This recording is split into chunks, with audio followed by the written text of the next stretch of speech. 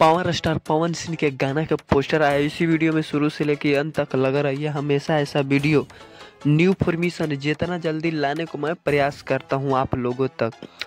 Power star Pawan Singh के गाना का पोस्टर आया, जिस गाना का नाम है बेताब भइल। पावर स्टार पवन सिंह की ये गाना सैड सॉन्ग है। ये गाना तो धमाल और बवाल भोजपुरी इंडस्ट्री में मचाएगा। अब ये गाना एल्बम गाना नहीं है, फिल्म में के गाना, कोई फिल्म में के धमाल और बवाल भोजपुरी इंडस्ट्री में मचा कर रखबे करता है। पावर स्टार पवन सिंह के जब भी गाना आता है भोजपुरी में तो धमाल और बवाल भोजपुरी इंडस्ट्री को मचा देते हैं। अगर ये गाने की बात करें तो इस गाने को लिखे छोटू यादव और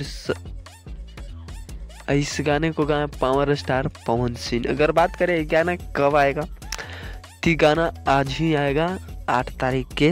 धमाल और बवाल भोजपुरी इंडस्ट्री में मचा के रख देता है। जब भी पावर स्टार पवन सिंह के गाना आता है